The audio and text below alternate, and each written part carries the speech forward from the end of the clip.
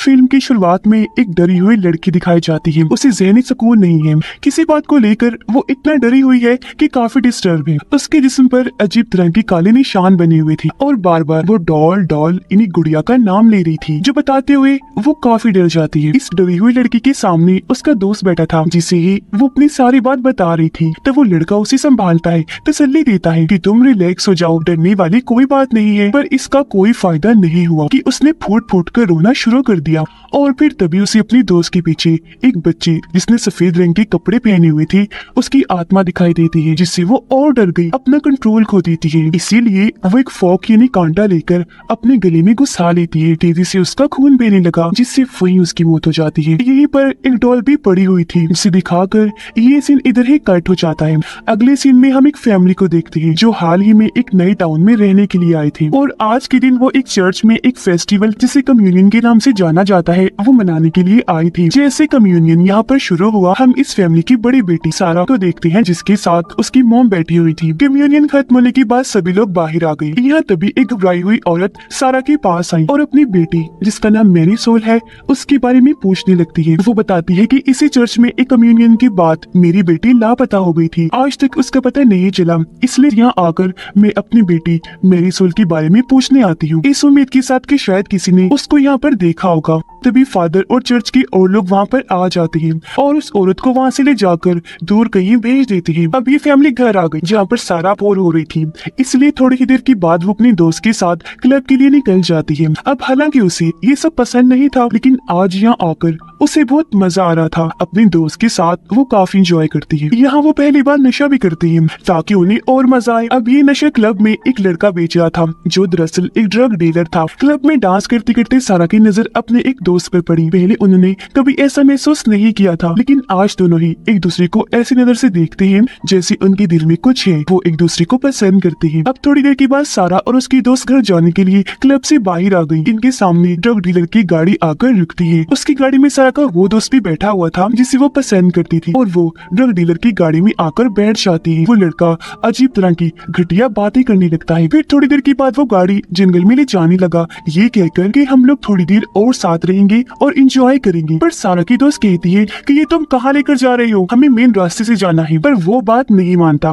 इसीलिए दोनों की बहस होने लगती है। लेकिन तभी सारा एकदम से बोलकर गाड़ी रुकवा देती है, कहती है कि रुको जल्दी से गाड़ी, अभी मैंने सफेद कपड़ों वाली बच्ची को देखा है। अब सारा को उसकी फिक्र होने लगी कि न जाने वो बच्ची कौन है जो यहाँ इस टाइम जंगल में घूम रही है, वो कहीं गुम ना हो गई हो। इसलिए गाड़ी से बाहर आकर वो उसे ढूंढने लगती है, पर उसे बाहर एक डॉल के अलावा और कुछ नहीं मिलता। इसलिए वो उस डॉल को ही अपने पास रख लेती है, ये सोचकर कि ये भी जरूर उस बच्ची की ही होगी, और जब वो बच्ची हमें दोबारा नजर आई तो हम ये उसे दे देंगे। लेकिन बच्ची पूरे रास्ते दोबारा दिखाई नहीं दी, इसलिए सारा उस डॉल को अपने साथ घर ही ले आती है। ये डॉल बिल्कुल उसी लड़की की डॉल जैसी थी जिसे हमने शुरुआत में देखा था। अगले दिन सारा जब नहा रही थी तो वो अपनी बाजू पर अजीब तरह का काला निशान देखती है, लेकिन सारा इसको नजरअंदाज करके अपने दोस्त से मिलने उसके पास चली जाती है, जहाँ उसकी दोस्त कहती है कि इस टाउन की मैंने एक कहानी सुनी है जिसमें एक कम्युनियन वाली लड़की जिसने सफेद लिबास पहना हुआ था, कहा जाता है कि उसकी आत्मा लोगों को दिखाई देती है। उसके पास एक डॉल थी जो सबके मुताबिक कर्स्ड है, जिसे बुरा माना जाता है। जिसके पास भी वो होगी उसके साथ अच्छा नहीं होगा, और हो सकता है कल रात सारा तुम्हें उस बच्चे की आत्मा ही दिखाई दी हो, ये डॉल उसी के कर्स्ड डॉल हो। पर सारा को इन बातों पर यकीन नहीं आता, इसीलिए वो फादर के पास जाती है ताकि वो जान सके कि सच में डॉल कर्स्ड है या बस मनगढ़ंत कहानियां हैं। तो फादर डॉल को भी चेक करते हैं और ये भी बताते हैं कि नहीं, और ना ये डॉल कर्स्ड है, बल्कि ये तो आम सी बच्चों की खेलने वाली डॉल है और कुछ नहीं। पर यहाँ हम फादर के चेहरे को देखकर अंदाजा लगा लेते हैं कि उनके अंदर कुछ और ही चल रहा है, वो कुछ छुपाने की कोशिश कर रहे हैं। थोड़ी ही देर बाद सारा घर आकर नहाने लगती है। एक बहुत ही डरावनी आत्मा जिसने भी सफेद कपड़े पहने हुए थे वो सारा पर हमला कर देती है। वो अपने खतरनाक से हाथों से उसका मुंह पकड़ लेती है, जिसके साथ ही सारा खुद को एक कुएं में पाती है जहाँ पर पानी भर रहा था। वो खुद को यहाँ पाकर काफी घबरा जाती है, और फिर तभी उस छोटी बच्ची की आत्मा जिसने सफेद कपड़े पहने हुए थे वो नीचे से सारा पर हमला कर देती है और उसे खींचकर पानी में डुबोकर मारने की कोशिश करती है। सारा दोबारा से ऊपर आ गई।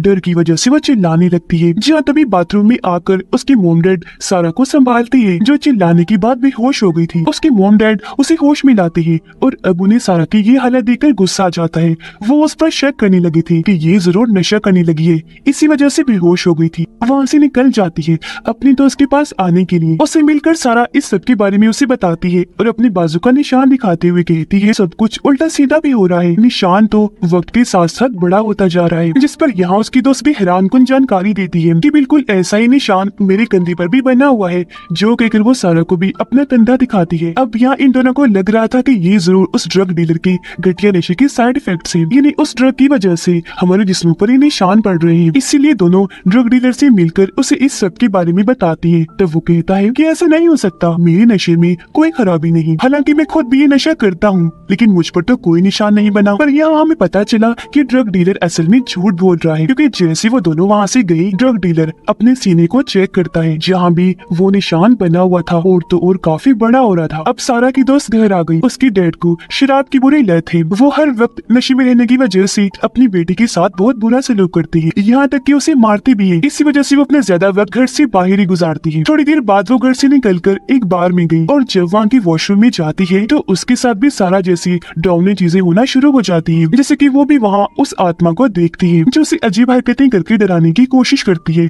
इससे घबरा गई, वो रोते हुए जल्दी से बाहर से भाग के बाहर आई और फोन लगाकर सब कुछ सारा को बता देती है जो अभी अभी उसके साथ हुआ। अचानक वो आत्मा आकर उसकी दोस्त पर हमला कर देती है, जिससे एकदम वो चुप हो गई। अब ये देखकर सारा समझ गई कि मेरी दोस्त मुसीबत में है, इसलिए वो जल्दी से वहाँ से निकलकर अपनी दोस्त के पास आ गई, जो भी बिल्कुल उसी तरह बेहोश पड़ी थी जैसे सारा भी हुई थी। अब यहाँ उसकी दोस्त का जिस्म पड़ा था, जबकि उसकी भी आत्मा को हम सारा की तरह कुएं में देखते हैं, जहाँ उस बच्चे की आत्मा उसे भी मारने की कोशिश कर रही थी। अब इससे पहले कि बच्चे उसे जान से मारती, सारा ठीक वक्त पर उसे होश में ले आती है, जिससे उसकी जान बच जाती है। अब ये दोनों लड़कियां काफी डर गई थी और यह ड्रग डीलर के पास जाने लगती है, क्योंकि उन्हें लग रहा था कि अब वो आत्मा उस पर भी हमला करेगी। अब ड्रग डीलर दिखाया गया, जिसे भी सच में वो आत्मा डराना शुरू कर देती है, यानी अपना खौफनाक चेहरा दिखाकर, जिससे वो इतना डर गया कि अपनी गाड़ी में बैठकर जल्दी से यहाँ से निकल जाता है। लेकिन तभी गाड़ी के अंदर भी उसकी आत्मा जाती है, जिससे वो इतना घबरा गया कि गाड़ी चलाने से उसका ध्यान हट जाता है। उसका इतना बुरा एक्सीडेंट हुआ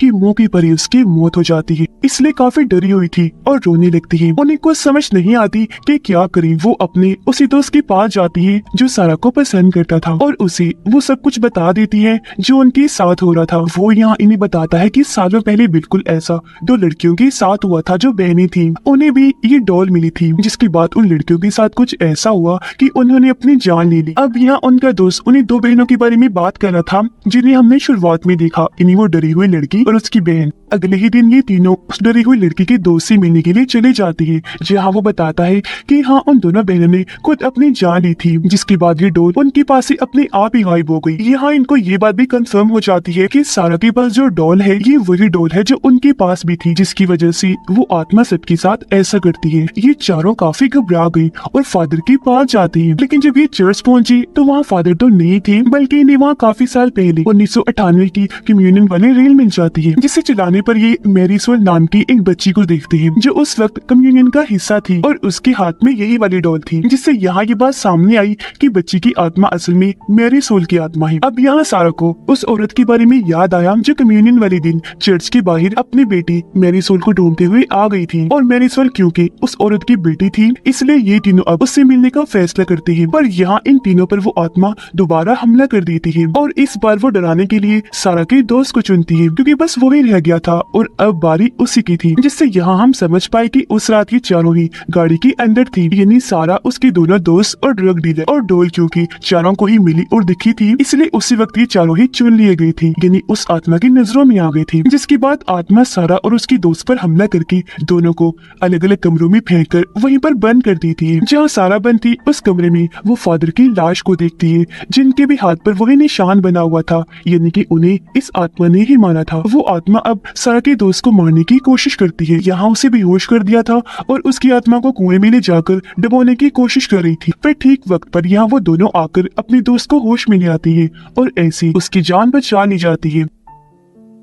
उनकी इस दोस्त के ऊपर भी बिल्कुल वैसे ही निशान बन गई थी। मैं जल्द से जल्द मेरी सोल की मोम के पास जाना है, पर तभी यहाँ सारा की दोस्त की डैड आ जाती है और क्योंकि वो कॉलेज नहीं जा रही थी इसीलिए वो उसे काफी डांटती है। वो फिर से उसे पीटने लगती है, जहाँ वो आत्मा भी दोबारा से सारा की दोस्त को डराकर उस पर हमला कर देती है। पर इस बार वो खुद को बेहोश होने से तो बचा लेती है, लेकिन डर की वजह से उसने अपने डैड पर चाकू से वार कर दिया था, जिससे दुखी होकर वो काफी रोने लगी। अब सारा और उसका दोस्त मेरी सोल की मोम के पास पहुंच जाती है, मेरी सोल के बारे में पूछती है और अपना अपना वो निशान भी दिखाती है, जो देखकर वो औरत समझ जाती है कि जो कर्ज मेरी बेटी पर था वो अब इन लोगों पर भी आ चुका है। बताती है कि मेरी बेटी के जिस्म पर अचानक से इस तरह के निशान बनने लगी थी, जिस वजह से हर कोई उसे दूर भागता था और उसे प्यार नहीं करता था। वो हालांकि बच्ची थी, जो प्यार उसे चाहिए था वो उसे कभी नहीं मिला। कम्युनियन वाले दिन भी सब उसका मजाक बना रही थी, इसलिए वो रोते हुए वहाँ से भाग गई, जिसके बाद कभी लौट कर नहीं आई। उसकी मोम रोने लगी, तब सारा उन्हें तसल्ली देती है कि आप घबराएं नहीं, अगर मुझे आपकी बेटी की आत्मा दोबारा मिली तो मैं उसे जरूर प्यार करूंगी। जो कहकर ये दोनों यहाँ से चली गई। अब इनसे मिलने सारा की दोस्त आई, जिसके बाद ये तीनों उस आत्मा की तलाश में निकल जाती है। जैसे ये एक वीरान जगह पर पहुंचे, बच्ची की आत्मा दोबारा से इन पर हमला करने लगी और बार बार मारने की कोशिश करती है। वो फिर सारा पर हमला करती है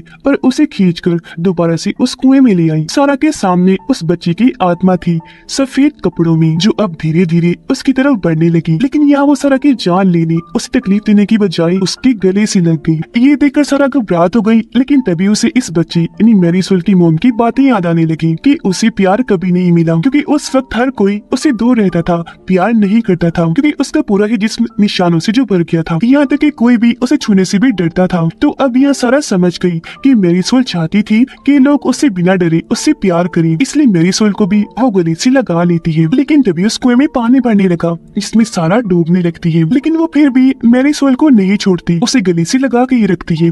अब ये चीज उसकी आत्मा ने देख ली थी, इसलिए वो खुद ही यहाँ से चली जाती है और अब सारा के हाथ में उसका स्केलेटन इन्हें ढांचा आ गया था, जिसके फौरन ही बाद सारा कुएं से बाहर आ गई और अब उन्हें लग रहा था कि सब ठीक हो गया है। ये तीनों गाड़ी में बैठकर यहाँ से चली जाती है। दोनों लड़कियां किचन में जब अपने लिए कुछ बना रही थी तो कमरे में वापस जाने पर सारा देखती है कि उसकी छोटी बहन ने उस डोल को हाथ में पकड़ा हुआ है। तब सारा जल्दी से वो डोल उसके हाथ से छीन लेती है, लेकिन हैरत, वो निशान अब उसकी छोटी बहन के भी हाथ पर बन गया था, जो देखकर सारा सोच में पड़ जाती है कि ये कैसे मुमकिन हो सकता है, क्योंकि बच्ची की आत्मा तो जा चुकी थी, उसकी आत्मा को सुकून मिल गया था क्योंकि सारा ने उसे प्यार जो कर लिया था। लेकिन तभी वहाँ कमरे में अजीबोगरीब डरावनी चीजें होना शुरू हो जाती है, जैसे कि लाइट्स जल बुझ रही थी और बेड अचानक से ऊपर उठा और फिर दूर जाके गिरता है, जिसके साथ ही कमरे के एक कोने से एक डीमन यानी शैतान की जैसी आत्मा बाहर आती है। और अब इसी के साथ कहानी मेरी सोल की पास्ट यानी माजी में चली जाती है, जहाँ हमें पता चला कि ये डोल असल में मेरी सोल की भी नहीं थी, बल्कि उसे तो ये कुछ जंगल में से मिली थी जब वो खेल रही थी। उसने जैसे डोल को हाथ में लिया तभी से उसके जिस्म पर ये निशान बनना शुरू हो गई थी, यानी कि ये डोल